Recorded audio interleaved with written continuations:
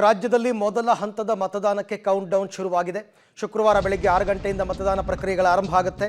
ಹಾಗಾಗಿ ಇವತ್ತಿನಿಂದ 3 ದಿನ ಮದ್ಯ ಮಾರಾಟ ನಿಷೇಧವಾಗಿದೆ.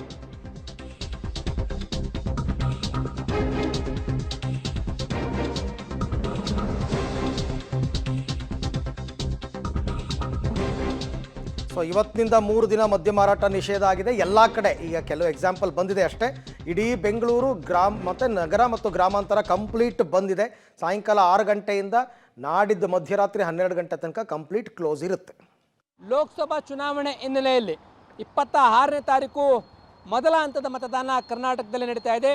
ಹೀಗಾಗಿ ಇಂದು ಸಂಜೆ 6 ಗಂಟೆಯಿಂದ ಮದ್ಯ ಮಾರಾಟಕ್ಕೆ ನಿಷೇಧ ಹೇರಲಾಗಿದೆ.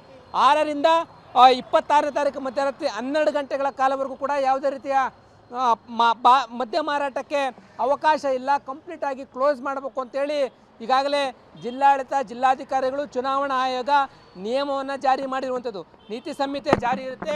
ಈ ನಿಟ್ಟಿನಲ್ಲಿ ಕಂಪ್ಲೀಟ್ ಆಗಿ ಕ್ಲೋಸ್ ಇರಬೇಕು ಅಂತ ಹೇಳ್ತಾ ಇದ್ದಾರೆ. ಹೀಗಾಗಿ ಬನಶಂಕರಿಯಲ್ಲಿ ಇರ್ತಕ್ಕಂಥ ಬಾರ್ ಒಂದನ್ನು ಈಗ ಕ್ಲೋಸ್ ಮಾಡ್ತಾ ಇದ್ದಾರೆ. ಇಲ್ಲಿರ್ತಕ್ಕಂಥವರು ಸಿಬ್ಬಂದಿ ಏನಿದ್ದಾರೆ 6 ಗಂಟೆಗೆ ಸರಿಯಾಗಿ ಕಂಪ್ಲೀಟಾಗಿ ಬಾರನ್ನು ಕ್ಲೋಸ್ ಮಾಡಿ ನಾಳೆ ಕ್ಲೋಸ್ ಇರುತ್ತೆ. ಮತ್ತು ಮತದಾನ ದಿನ 26ನೇ ತಾರೀಕು ಕ್ಲೋಸ್ ಇರುತ್ತೆ. ಅವತ್ತಿನ ದಿನ ಕ್ಲೋಸ್ ಆದ ನಂತರ ಮಧ್ಯರಾತ್ರಿ 12 ಗಂಟೆಗೆ ಮತ್ತೆ ಓಪನ್ ಆಗುತ್ತೆ. ಮಾತಾಡ್ತೀನಿ. ನಮಸ್ತೆ. ನಿಯಮ ಗೊತ್ತಿದೆ ಅಲ್ಲ? ಹೌದು ಸರ್, ಗೊತ್ತಿದೆ. ಏನು? ಈ ಎಲೆಕ್ಷನ್ ಇರೋದ್ರಿಂದ ಇವತ್ತು ಸಂಜೆ 6 ಗಂಟೆಯಿಂದ 2 ಡೇಸ್ ಫುಲ್ಲು ರಜೆ ಇರುತ್ತೆ. ಮತ್ತು ಶನಿವಾರ ಬೆಳಿಗ್ಗೆ ಓಪನ್ ಆಗುತ್ತೆ. ಯಾವುದೇ ಥರದ ಮದ್ಯ ಮಾರಾಟ ನಾವು ಮಾರೋಂಗಿಲ್ಲ. ಆ ಥರ ರೂಲ್ಸ್ ಆದೇಶ ಮತ್ತೆ ಬಂದಿದೆ. ಓಕೆ, ಕ್ಲೋಸ್ ಬೀಗ ಆಗ್ತಾ ಇದ್ದೀರಾ? ಬೀಜ ಅವ್ರು ಬಂದು ಸೀಲ್ ಹಾಕ್ಕೊಂಡು ಹೋಗ್ತಾರೆ. ಲೀಟ್ರ್ ಸೇಲ್ಸ್ ಕೊಟ್ಟಿದ್ಮೇಲೆ ಅವರು ಸೀಲ್ ಹಾಕ್ಕೊಂಡು ಹೋಗ್ತಾರೆ. ಯಾವುದೇ ರೀತಿಯ ಕದ್ದು ಮುಚ್ಚಿ ಮಾರಾಟ ಮಾಡಿದ್ರೆ ಕೇಸ್ ಆಗುತ್ತೆ, ನೋಟಿಸ್ ಕೊಡ್ತಾರೆ, ಕಂಪ್ಲೀಟ್ ಶಾಪ್ ಕ್ಲೋಸ್ ಮಾಡ್ತಾರೆ. ಹೌದು, 100% ಸರ್ ಆಗುತ್ತೆ. ಆ ಥರ ಯಾವುದು ಮಾರೋಂಗಿಲ್ಲ. ಈಗ ಅಷ್ಟೇ ವಾಪಸ್ ಹೋಗ್ತಾ ಇದ್ದಾರೆ ಕಸ್ಟಮರು.